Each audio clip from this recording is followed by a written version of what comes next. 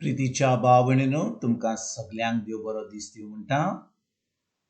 आयज मंगळार आनी आयचें शिवर्तमान जावन आसा मातुवाचो 4थो विसवोर वड 18 ते 22 पर्यंत.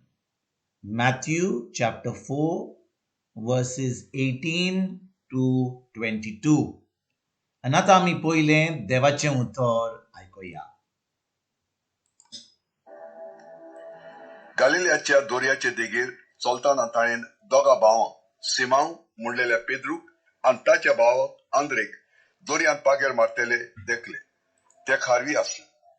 ताणें तांकां म्हणले, म्हज्या फाटल्यान या आनी तुमकां हांव मनशांक दोत्ता तसले खारवी करतलो. आनी रोखडेच जळां सोडून ते ताचे फाटल्यान गेले.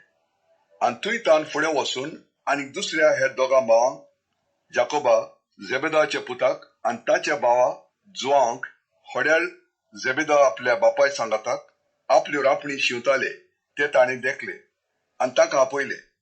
रोखडेच होडे आनी आपल्या बापायक सांडून ते ताच्या फाटल्यान गेले. प्रितीच्या भावणीनो, आयचें शिवर्तमान आमकां सांगता की जेजू चोगा खारव्यांक आपयता.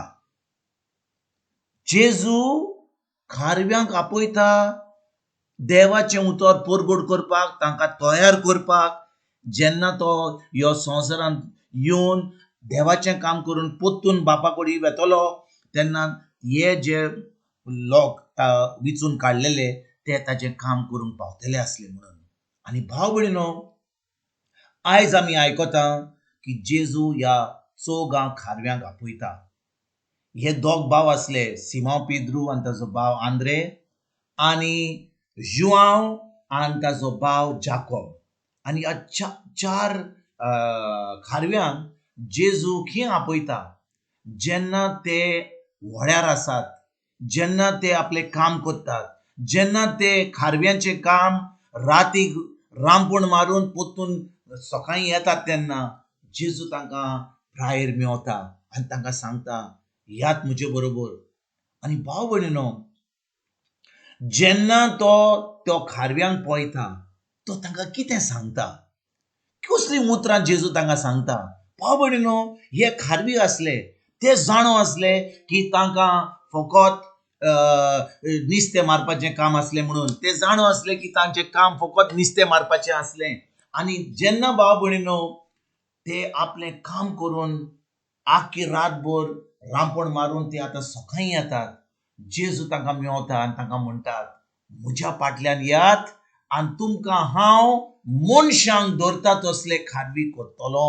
आयकात बरे भाशेन भाव भयणीनो, हे खारवी नुस्तें मारतात. तांचो दिसपट्टो गिरास तांकां कसो मेवता? तांकां नुस्तें मारून.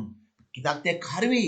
आनी जेजू ह्या चार खारव्यांक मेवता आनी तांकां म्हणटा, म्हज्या फाटल्यान यात आनी तुमकां हांव मनशांक धरता तसले खारवी करतलो.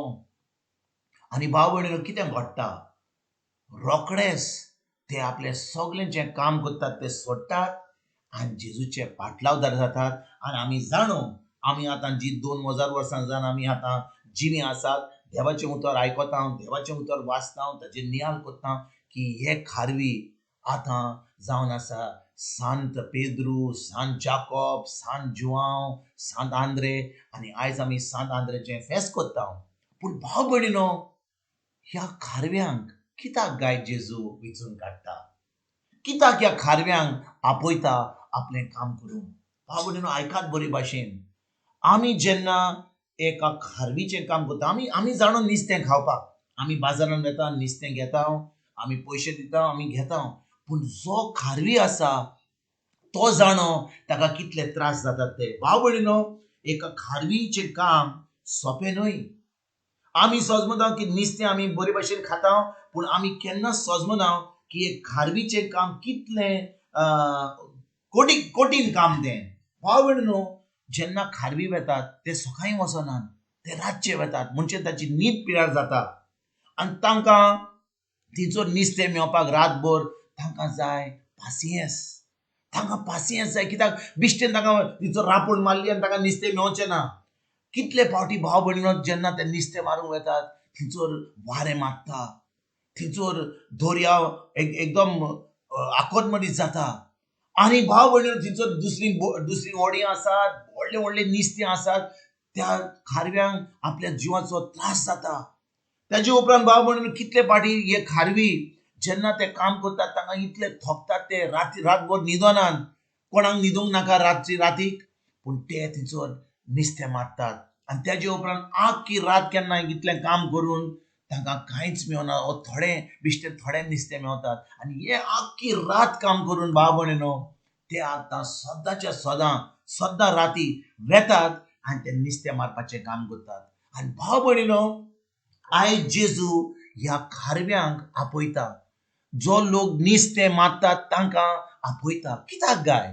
कित्याक भाव भयणीनो जो एक खारवी आसा तो जाणो कितले त्रास ताका भोगूंक जाय तें नुस्तें मेळपाक, कितले त्रास ताका भोगूंक जाय तें नुस्तें दर्यांतलें हाडपाक आनी ते उपरांत विकून ताजें पोट आनी ताच्या फामिलीचें पोट भरपाक. तेच भाशेन भाव भयणीनो जेन्ना आयज जेजू ह्या खारव्यांक सांगता, तो म्हणटा म्हज्या फाटल्यान येयात आनी तुमकां हांव मनशांक दवरता तसले खारवी कोताक. तो सांगता हांव जाणो तुमकां कितले त्रास जाता नुस्तें धरपाक. तेच भाशेन ह्या मनशांक घोट धरपाक, मनशांक आपल्या राज्यान भितर सरपाक, मनशांक जेजूच्या राज्यान आमंत्रण दिवपाक एकदम कठीण लागता. कित्याक भाव भयणीनो थोडो लोक फकत देवाचें उतर आयकता, एका कानान आयकता दुसऱ्या कानान सोडटा. कितले फावटी आमी देवस्पण करता, आमी इगोर्जेन वता, आमी आमची मिसां करता, आमचें देवस्पण करता, पूण खरें म्हणल्यार आमी खरेंच जेजूचे पाटलादार जाता ओ आमी फकत धर्म करता. देखून भाव भयणीनो जेजू म्हणटा जो कोण आपलो पाटलावदार खरेंच आपलो शिस्त तो एका खारव्या भाशेन तो केन्नाच लोकांची वाट सोडिना. तो आपलो लोकांक देवाचें उतर शिकोवत वेता. तो खालतो जाता. तो आपली कोदेल, तो आपले जी बरे जो जागो आसा, एअर कंडिशन रूम आनी म्हणटा ते भाशेन ताका बरे भाशेन कितें रावंक जाय तें सगळें बरे भाशेन तें सोडटा आनी लोकां कडेन वेता आनी तांकां देवाचें उतर शिकयता, तांकां देवाच्या उतराची सोजमणी दिता आनी जेजूच्या राज्यान भितर सरपाक तांकां भावार्थी करपाक तो आतां एके भाशेन खारव्या भाशेन इतले त्रास घेवन तो दुसऱ्या लोकांक जेजूच्या राज्यान आमंत्रण दिता. तेच भाशेन भाव भयणीनो आमी जी देवाची भुरगीं म्हणटा, आमी जेजूचे पाटलावदार म्हणटा, आमी जेजूचेर भावार्थ दवरता आमी म्हणटा ती आयज जेजू आमकां कितें सांगता, वसात म्हणटा आख्ख्या संवसारान आनी म्हजें उतर परगट करात. भाव भयणीनो आमकां शर्मा दिवपाची गरज ना. आमच्या जिविता वरवीं, आमच्या कोन्या वरवीं, आमच्या उतरा वरवीं, आमच्या चिंतना वरवीं आमच्या कितल्या लोकांक जेजू दिवंक जाता आनी कितल्या लोकांक जेजूच्या राज्यान भितर सरपाक आमच्यान आमंत्रण दिवंक जाता. आयज भाव भयणीनो एक खेरीत भाशेन हे उतराचेर आमी नियाळ करुया. तो म्हणटा आमकां आयज हांव तुमकां मनशांक धरता तसले खारवी करतलो. आनी भाव भयणीनो आमी जेजूचें उतर आमी खेरीत भाशेन आमच्या कानार दवरीत जाल्यार, ते उतराची सजमणी घेत जाल्यार आमच्यान ह्या शिसा भाशेन आमच्यानूय वचोन हे मनशांक धरता तसले खारवी आमच्यान जावंक जाता आनी आमच्यान दुसऱ्यांक जेजूच्या राज्यान आमंत्रण दिवंक जाता. आयज भाव भयणीनो उतराचेर आमी खेरीत भाशेन नियाळ करुया आनी जेजूचें राज फुडें सरपाक, दुसऱ्यांक जेजूक आमंत्रण दिवपाक तांकां आमीच एक शिस्त जावन, आमीच जेजूचे पाटलादार जावन दुसऱ्यांक पाटलादार करपाक आयजच्यान आमी वावरुया. तुमकां आनी तुमच्या फामिलीक एक बरो दीस हांव येता आनी परतून तुमचे कडेन उलोवपाक फाल्यां हाजी जातून तुमकां सगल्यांक आमच्या सोडूनदारा जेजूची कृपा, आमच्या सगळींच्या बापाचो मोग आनी पवित्र आत्म्याचो एकवट तुमकां आनी तुमच्या फामिलीक हांव आवडयता.